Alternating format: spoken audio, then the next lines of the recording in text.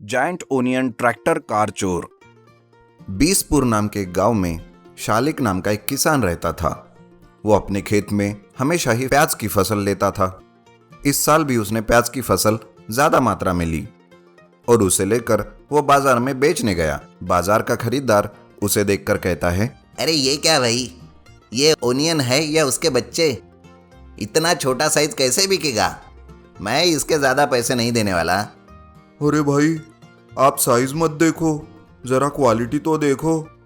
अरे क्वालिटी का क्या मैं अचार डालूं? ऐसे छोटे प्याज लोग नहीं खरीदते भाई।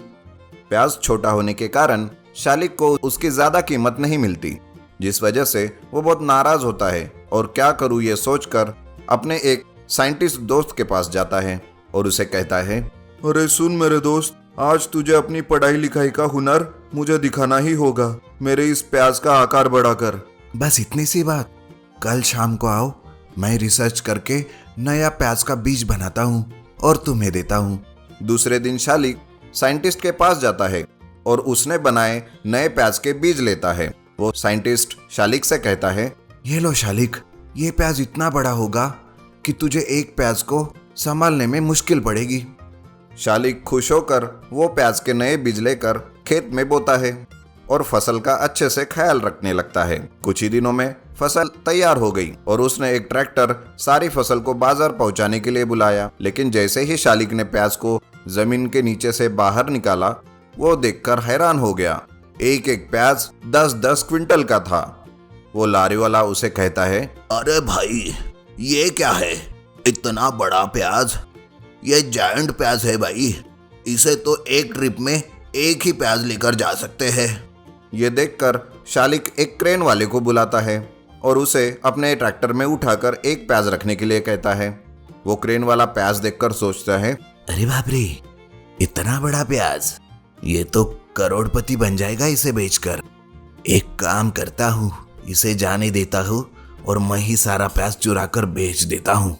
क्रेन वाला प्याज को ट्रैक्टर में रख देता है, उसे अपनी कार से अटैच कर लेता है, प्याज चुरा कर वहां से लेकर जाता है।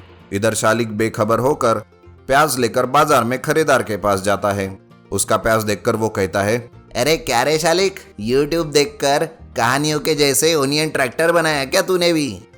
अरे नहीं नहीं, ये तो असली प्याज है जिसे मैं बेचने आया हूँ। अरे जाओ जाओ, क्यों मजाक कर रहे हो?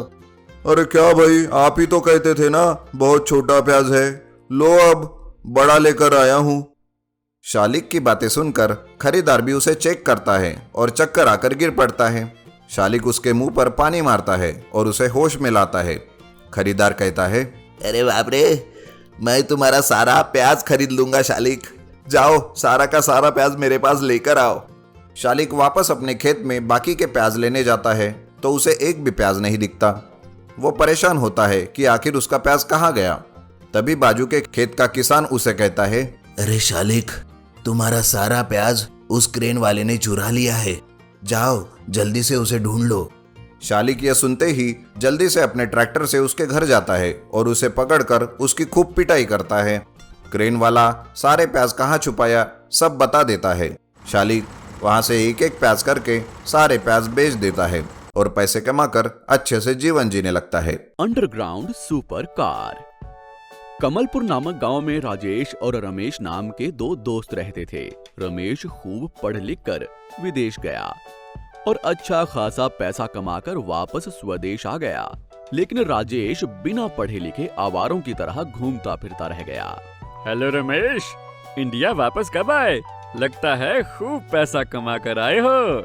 हाँ, इस वीक ही इंडिया वापस आया हूँ। तुम बताओ, तुम क्या कर रहे हो? कुछ नहीं यार, पिताजी ने थोड़ा बहुत कमाया है, मैं तो खाली घूम रहा हूँ। क्यों ऐसे ही वक्त बर्बाद कर रहे हो? कुछ काम क्यों नहीं करते? अरे यार, तुम बहुत सालों बाद इंडिया वापस आए हो ना, तुमसे हालचाल पूछने लगा, तुम तो मुझे भाषण ही देने लग गए हो। ठीक है, चल छोड़, ये बता घर पे सब कैसे हैं? हाँ, सब मजे में हैं, सब ठीक है। अरे ये क्या, तुम अभी इस खटारा साइकिल का इस्तेमाल कर रहे हो? तुम नहीं बदलोगे, कुछ करो यार। ये देखो, मैंने नई सुपर कार खरीदी है, 400 किलोमीटर की रफ्तार से चलती है। ऊपर से अगर इसे किसी ने चुरा लिया तो तुरंत मुझे पता चल जाएगा। मेरे पास इस सुपर मोबाइल कार का ऐप है, इससे इस कार की स्पीड को रोका जा सकता है। राजेश अपने मन में सोचता है, अरे ये कुछ ज्यादा ही बोल रहा है, देख लूंगा मैं इसे। एक दिन राजेश रमेश के घर जाकर रमेश को घर में ना पाकर उस सुपर कार की चाबी चुरा लेता है और उस कार को पहले से ही बनाए हुए अपने अंडरग्राउंड पार्किंग एरिया में लाकर पार्क कर देता है। इस दौरान रमेश कार को ढूंढता रहता है। बहुत देर होने के बाद भी उसे कार नहीं मिलती। वो सुपर कार ऐप के द्वारा कार की जगह पता कर वहां जाता है, लेकिन वहां कार नहीं थी, पूरी जगह खाली थी। वो वापस चला जाता है क्योंकि वो कार अंडरग्राउंड में थी, ऊपर से तो कुछ भी दिखाई नहीं दे रहा था। तो रमेश उदास होकर वहां से चला जाता है। अगले दिन रमेश राजेश से कहता है, अरे राजेश, किसी ने मेरी कार चुरा ली है, अगर वो कहीं दिखाई दे तो मुझे बता देना।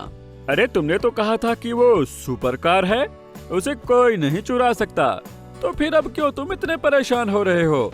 बड़ी बड़ी बातें अब काम नहीं आ रही हैं क्या? इस बात से उदास हो क्या? ठीक है, चलो तुम मेरे मित्र हो, मैं तुम्हें मेरी खटारा साइकिल देता हूँ, इसका इस्तेमाल कर लेना, मैं चलता हूँ।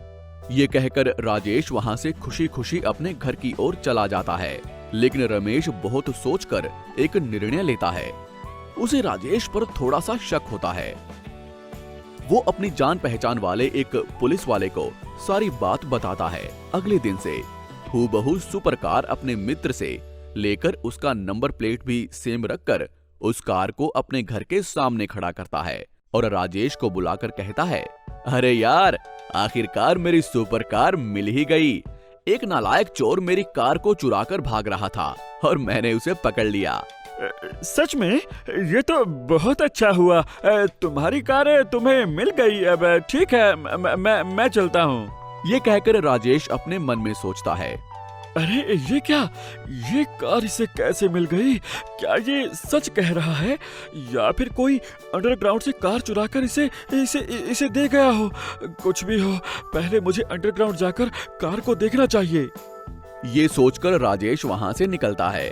पुलिस और रमेश भी चुपके से राजेश का पीछा करते हैं। राजेश एक जगह पर जाकर वहां इधर उधर देखने लगता है। वो वहां जमीन पर पड़ा हुआ एक बड़ा सा लोहे का टुकड़ा उठाकर जमीन के अंदर जाता है। रमेश और पुलिस भी उसी मार्ग से होते हुए पीछे जाते हैं।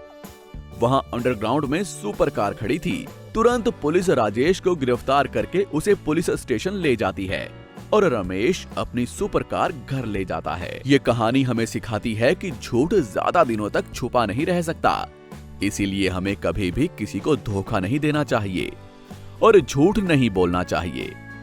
आपको हमारी ये कहानी कैसी लगी, हमें कमेंट बॉक्स में जरूर बताएं। और यदि आप ऐसी ही और भी कहानियां सुनना चाहते हैं तो हमारे चैनल को सब्सक्राइब करना ना भूलें। शुक्रिया।